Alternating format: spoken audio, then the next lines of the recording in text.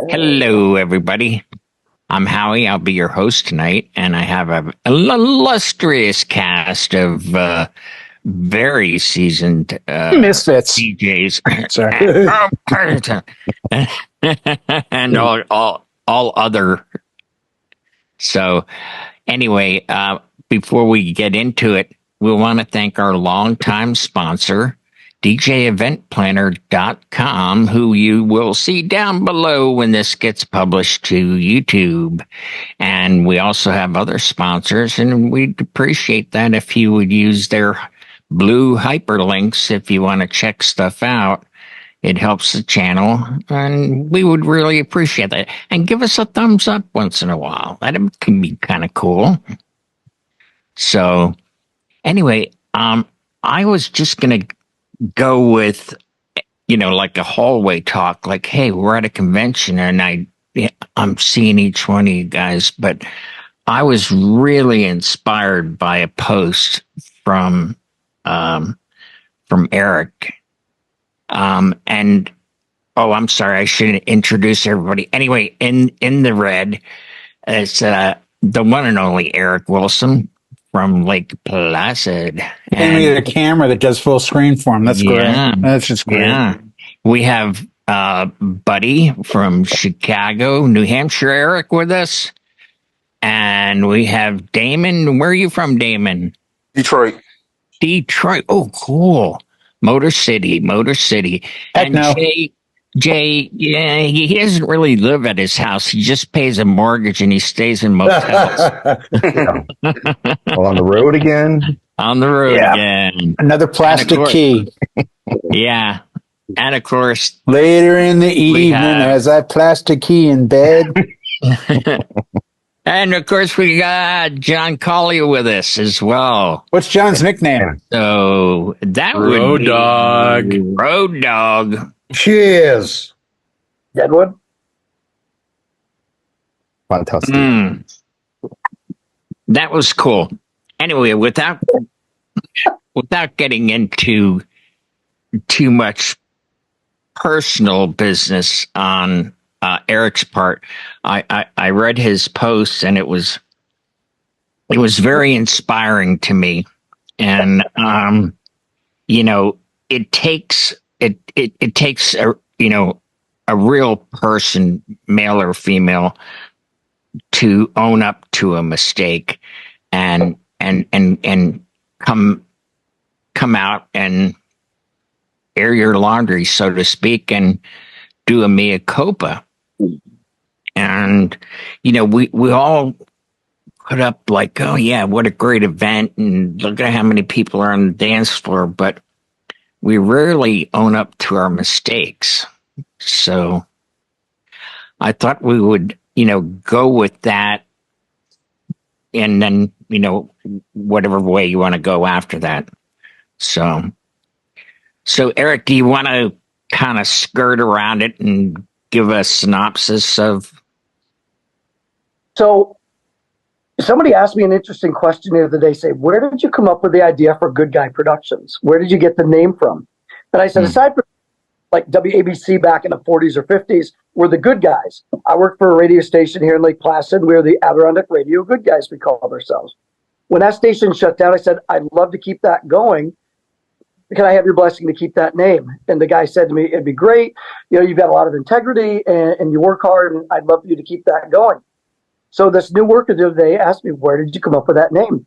And I said, tell you what it does. I said, by naming myself the Good Guys, it makes you hold yourself to a higher standard. And whether that's better for worse, for good or for bad, for success or failure, you will always do your best, try your hardest. And as you said, sometimes a mistake happens and you own up to it. Mm-hmm. It sucks. But it's the right thing. You know what I mean? Yeah. And I'm not even going to discuss what this mistake was. Right. It was that, it had nothing to do with the job. It was personal life stuff. Right. But we can talk about mistakes at a job. The guys had phones on at a graduation last weekend. So up comes the podium because the president of the and nothing. So the guys had to walk Back of the room come up, turn the mics on, and I'm like, okay, well, it happens. Stuff happens like that. That's the worst that happens. We're okay. Then we placed the microphone in the back of the room for crowd noise for as the graduates came in to hear the cheering. And right below that microphone sat a little baby. So it was a mistake. But the guy, I was at a different graduation doing the event, that college, and they're like, what do we do? I'm like, that's where we place the mic. That's our crowd noise mic. There's nothing we can do. It's a mistake. You live by it, guys. So Yeah. it's going to be a lot of post edit, though, trying to take the sound from the other camera and match everything up. And it's definitely possible, but it's more work. But mistakes, we will all make mistakes. Oh, yeah. I've made a few mistakes trying to get into your production trailer and falling on my ass. Up there. We have but yeah, things happen. We're not perfect. We try. We strive for it. We'll always try. I think that every single one of us in these frames right here will never not give 100%. But things happen sometimes. And, we've had video walls where all of a sudden we lose a whole panel because a cable, our video walls are IP rated. Bad weather, all of a sudden you're like, wow, what do we do now? You're climbing truss and you're replacing cables. Things happen. You fix them. You move on. If you have to apologize, you do. Well, how's that? On that note, I know personally I've made mistakes or as we say, overpromised and underdelivered. Where, yeah, I was doing an event, for charity, so I wasn't even getting paid, and it was just supposed to be a fun, get together to raise, money for, breast cancer month or whatever. I think it's October or something like that.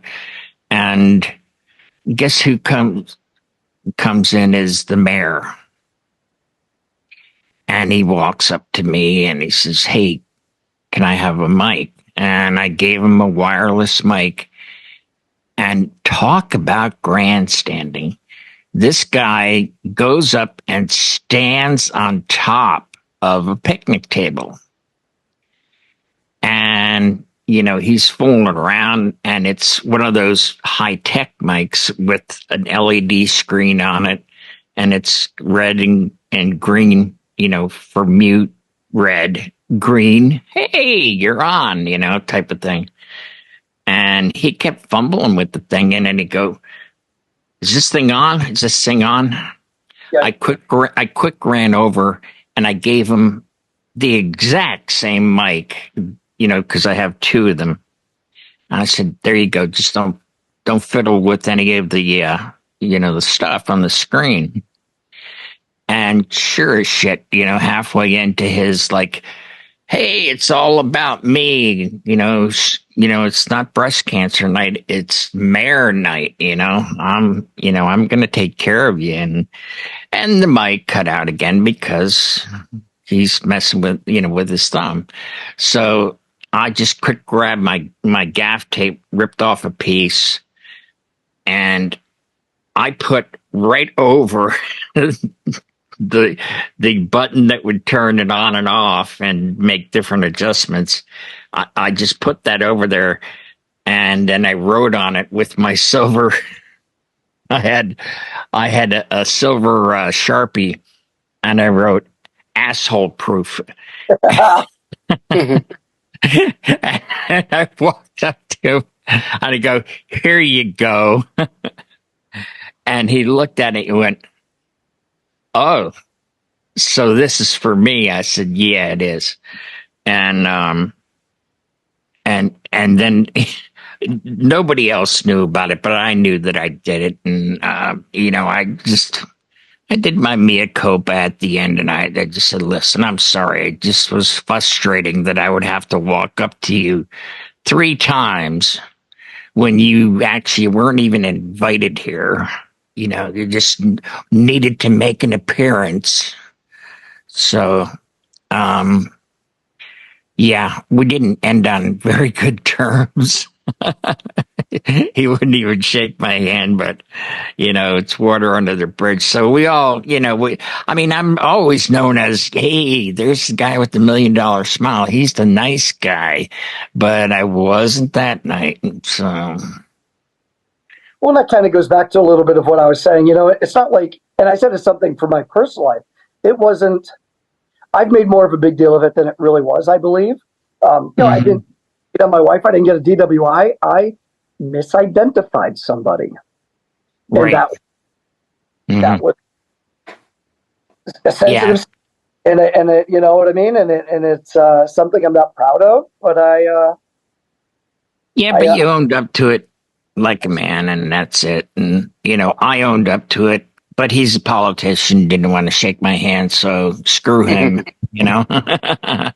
Anybody else have any interesting stories they want to relate? It doesn't even have to be on this particular topic, if whatever you want to say. I'm willing to admit that there's been moments, I mean, regrets. I've had a few. Yeah. But then again, too many. Oh, fine. You guys are all on board, huh? Too few to mention. As I read the phone over there, I did what I had to do, and I saw it through without exception. I mean, no. You know what? I mean, you make mistakes, and I'm a huge fan and a big proponent of always doing your best to spin it back around.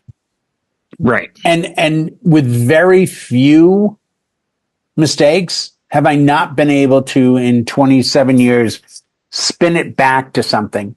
And the other thing is, and this might sound terrible, and I mean, it is what it is.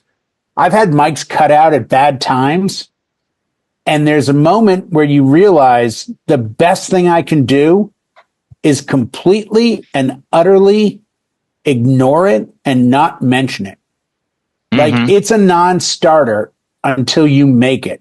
I've seen guys run up, be like, "Oh my God, I'm so sorry. The mic cut out right at that." Nope. It's denied. Not even deny. It's, man, ceremony sounded awesome. Yeah. Really did. Mm-hmm. And then you walk away. Now, if in 6 months or 2 months or 10 minutes, somebody says something, whatever. Only answer a problem when you have to. Don't make, if it's not public knowledge, it's not a problem.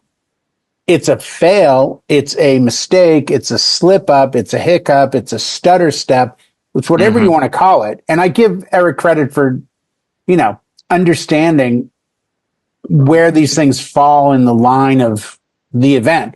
To address his, the good guy's name, I think most of us here, we view ourselves in the company as the same thing.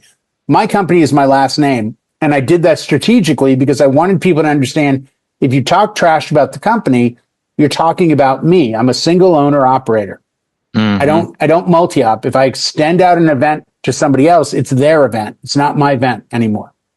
So I take the same pride Eric does, as far as it's me that's showing up. It's me that's representing. But, guys, we're the professionals. We're adults. We're this, we're that, experience, yada, yada, yada.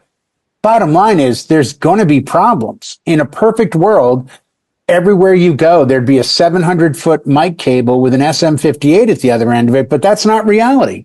And I've made a point of telling everyone, and if this helps any of you out there in, our land, by all means use this.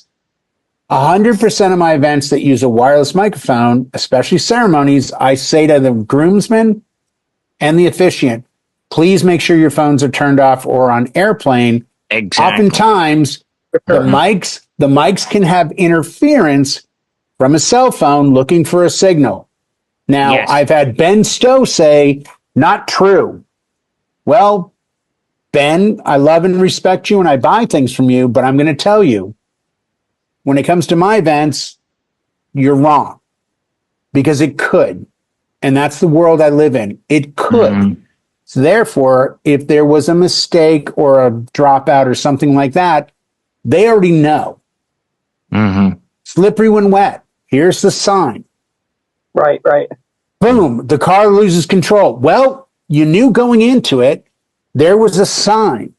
If you don't tell people anything and don't educate your clients, when there's a problem, it's your fault versus the fault of the universe. Right. So, nothing is perfect. I'm staying here at the beautiful Mirage Hotel and Casino with another DJ for a project we're doing here this week. And we just had this talk about, man, I only feel comfortable at a wedding after the grand entrance. And I said, me too. We have to do the ceremony, cocktails a breeze, and the grand entrance. After that, you're done. You're now there to be a DJ. Up until then, you're there to be a nervous wreck about technical issues or mispronunciations of names and everything else. So, hats off to you, Eric, for admitting it. I mean, the money you make, I would expect better, honestly. But that's a separate show altogether. That's a separate, the Adirondack Valley. I understand Boston Spa. I know what's going on in your neck of the woods. There's all 10 of you that are DJs up there. But that's, again, another whole discussion. But seriously, Eric's taking it the right way. These things happen, and he's willing to admit it, A, and B, can I do something after the fact to edit it? He has that opportunity. If you don't have the opportunity to change the outcome of something and it only gets one shot, understand a big smile and you looked and sounded amazing will get you so much more, because they don't care. Don't tell them there was a mistake. Hey, oh my God, everything looked great. I'm sorry that one thing messed up. Yeah. Now it's in their head. You're done. Speaking of which, what was it? 2020, right at the very start. It was like only a couple of days before we went into the national lockdown. We as a team from Disc Jockey News were in Vegas. And I had one mover, and it was owned by John Young.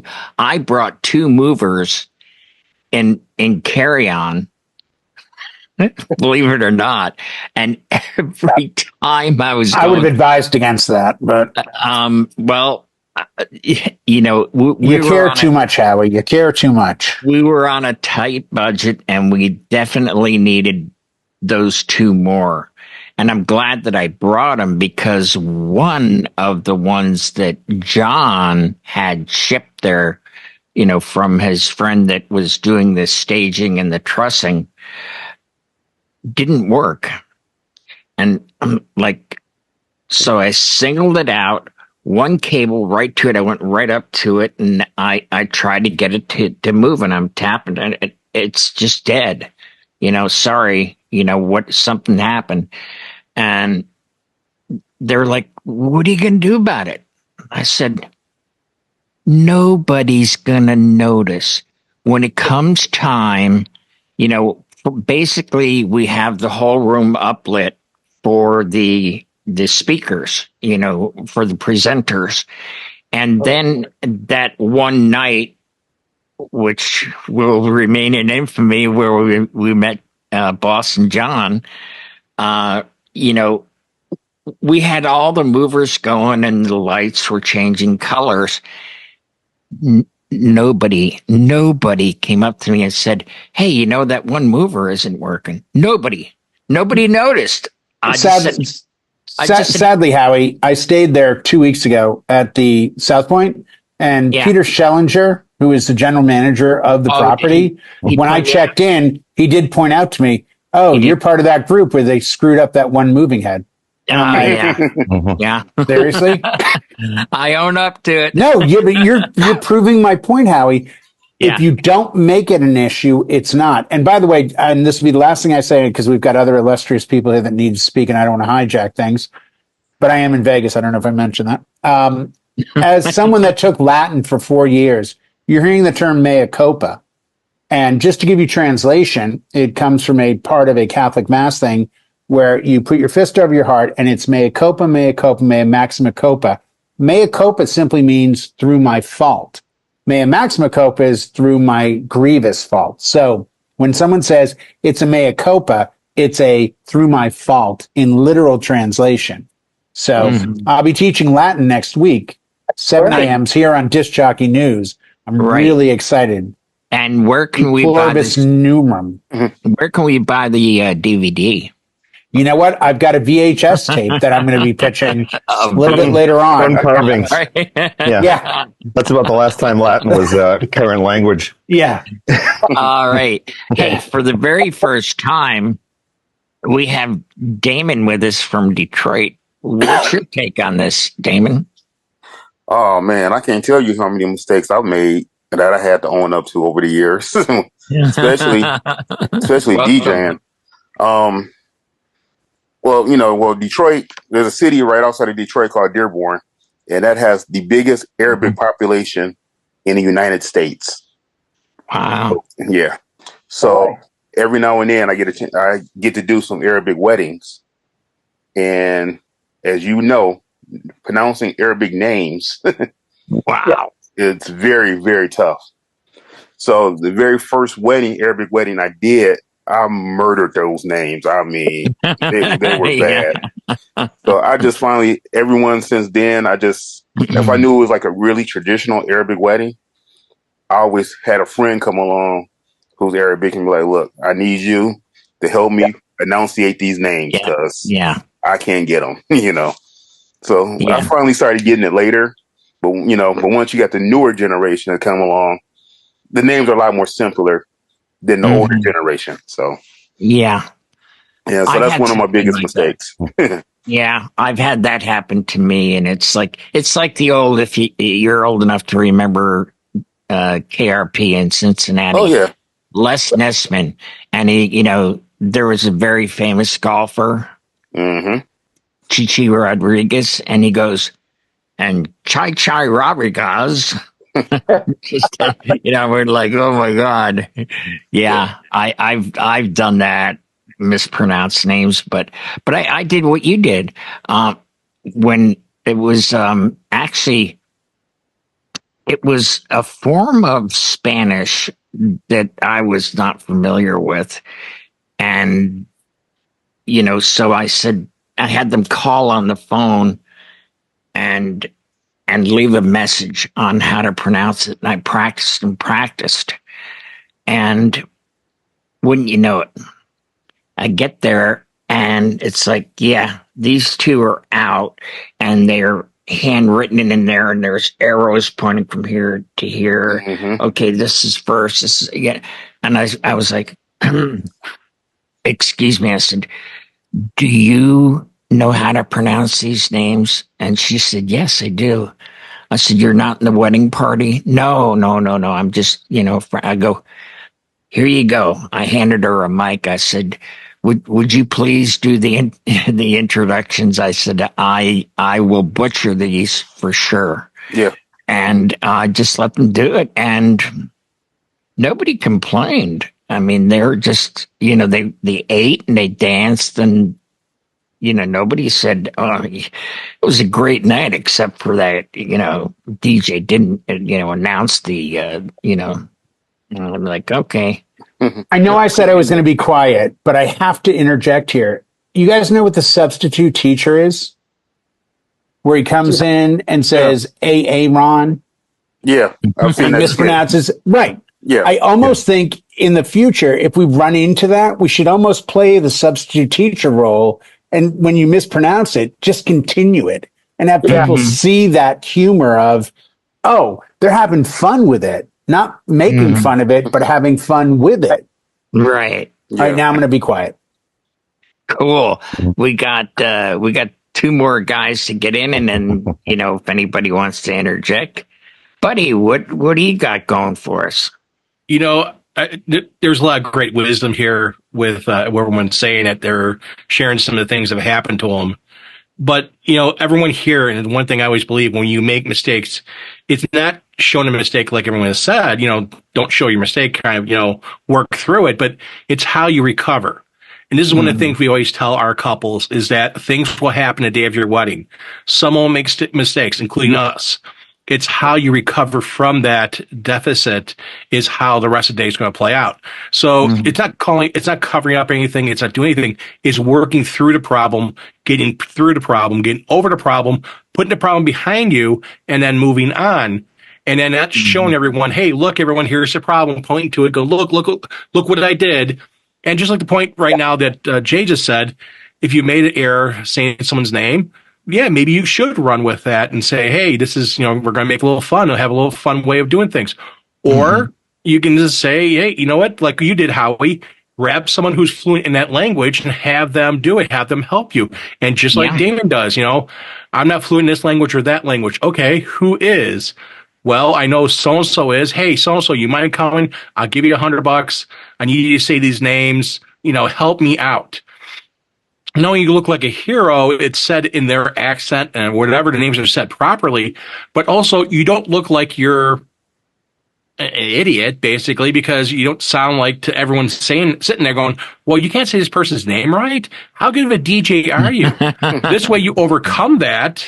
There, look at there. There's some money. A $2 bill there. I'll buy that for $1. But it's one of the things that I totally believe is not how you stumble, it's how you recover from that stumble.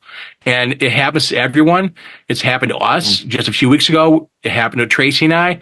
And I talked to a couple of you guys. Tracy smashed her finger in the cart. She has a purple nail. She did that when she was trying to put the cart away to go run, to go come back to our house here to grab something before the wedding that we forgot. Accidents happen. We weren't too far away, but in her rush, closing the cart, she smashed her finger, and she has a purple finger. Oh yeah, she can almost close it fully. It's been a few weeks, but ouch. Yeah, Jay's like, ouch. Yeah, I can feel that from here. Bad. Yeah, I can too. But smart. It happens. She got hurt. I feel horrible about that. And here's my beautiful wife. She's a hurt hand, and she like a trooper worked right through it, did everything, did all this stuff, did announcements and everything, didn't tell the couple one single thing. They had no clue whatsoever that any mistake happened.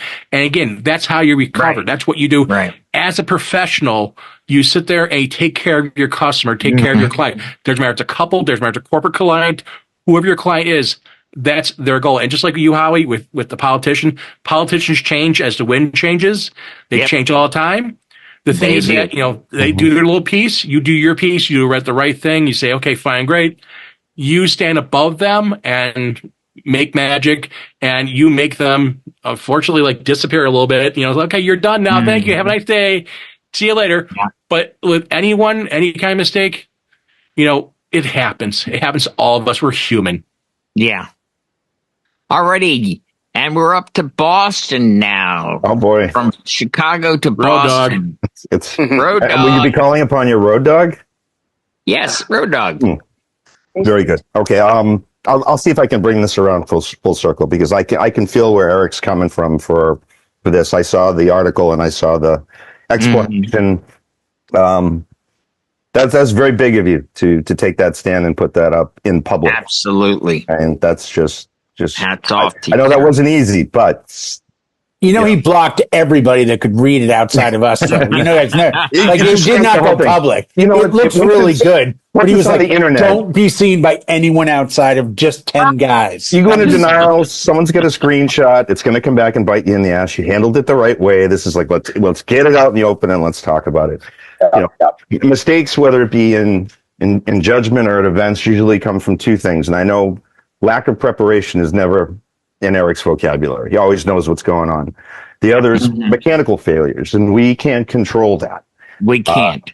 Whether it be us, there's a lot more riding on a DJ than there is, say, on the bakery making the cakes or the florist. Well, if something goes wrong in our spotlight, everyone's going to see it. So my caution is, before we're so quick to point fingers and place blame before we have all the facts, because that's a reactionary thing. Like, we have to be on the defensive a lot in our position. It's like, here's why this is that. Here's why this is that. Sometimes you just have to take a step back and get all the facts and not be so quick and reply in haste without having all the information in front of you. And then the reminder to everybody is just always try to be kind.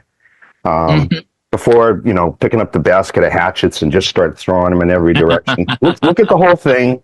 Take a step back, take a breather, and never reply when you're angry. Because I just saw that come up in another post too. Someone got a bad review on Google, and they were losing their mind. And so that guy was stressing out for 24 hours till he contacted the bride. She said, I had a wonderful time at the event. I don't know what you're talking about. That's not our review.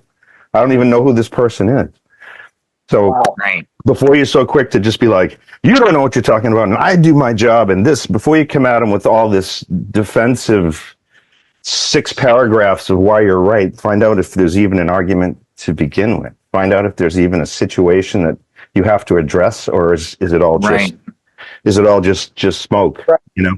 Yeah, and sometimes it's best to let sleeping dogs lie. Yeah. And you know, from you, I'd like to go to Eric because I knew you were there with me.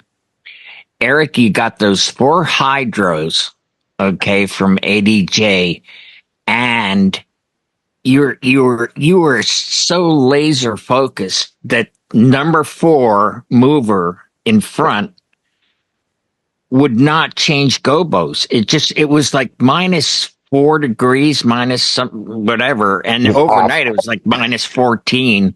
Oh, yeah. And we could not get the gobo wheel to move into the open position. And you know, you wanted sky trackers. We're doing all that stuff and all. You know what? I said, I did what where did I say to you? I said, nobody's going to notice. Right. And nobody did. But I do have to know, was it a mechanical failure? You had to get a new one? Yes, it was. Now, it could have been, but the gobo itself had popped out of its placement. It was still in the, I don't know, seated in there, but not seated fully. And so it wasn't spinning. It was that and the color. Remember, the color was stuck between blue and green? You know, so yeah. I can remember I could change the color, but the gobo was just a circle of stars. But when it was doing the sky trackers, we had so much snow up there. It really looked spectacular. Yeah, it looked like part of the show. No one would question. I'm like, is that blue and green? Like, shut up. There was only 3 people that knew about that. That was you, Eric, and John, and myself, because we were all talking about it. And you know, it was like, look, nobody's gonna know. You know, nobody's gonna know. We lit up the band. We lit up, you know, the podium for the medal winners. This was the university games, right? That we did. Yeah. International, whatever it might have been. University. Yeah. It was like a feast or whatever, right? Yeah, it's just one of those situations where, like, you know, several of you have mentioned, hey, if you don't say anything, just carry on. Nobody's gonna notice, you know, just like in Vegas where that one mover was totally dead. Nobody, not one person came up to me and said anything. You know, like, hey, that's not working. It's like I said, look, John, you know, what they're going to think is that it's supposed to be out for this particular scene or whatever, but it was out for the whole 2 days. I mean, guys, people were amazed with Vertigo's 20 years ago. Do you think they view our stuff the way we do? They don't. They don't. The fact that you can look at it and say, oh, my mover didn't do the right gobo. Try this sentence. Would you like the same kind of lights they use at EDC? Are you serious? Yes, I have moving heads. These are obviously smaller because I don't have a trussing on a 30,000 person stage. But these are those kind of intelligent lights, and they'll be doing different movements throughout the night. Oh my God, that's so awesome. We love that kind of music. And guess what you have? A couple that's really happy and people that are really impressed. Because when they look at TV and see Dancing with the Stars and they see these lights do all this stuff, they realize, oh, Howie and Jay and Eric and Damon and Buddy and Eric and Jay and everyone has the same lights. Look, that's so cool. We look at it, we see that it's off 4 degrees. They look at it and see, wow. And we should let them enjoy 100%. Wow. Yeah. But that's our Sizzle, baby. Not the deer meat that they have there in upstate New York, right near Vermont. I know this guy. Well, you know, I know what he's all about. You know, and you know, gone but not forgotten. Jimmy Spin was in Vegas with us, and got a cheers to Jimmy. Now, Jimmy. I asked specifically, hey, do you guys want? What the hell is there alcohol in this tea? Do you want lights on the DJ that's going to play in between for breaks? You know, and they went, nah, we don't need that. You know, people are going to be milling around. You know, and I had spent an enormous amount of time because on these fixtures they have a pan fine, tilt, and tilt fine. And there's a goddamn reason for that. Excuse me, anybody out there in TV. Whoa. Fired up there, Howie. 13. But guess who I did lights?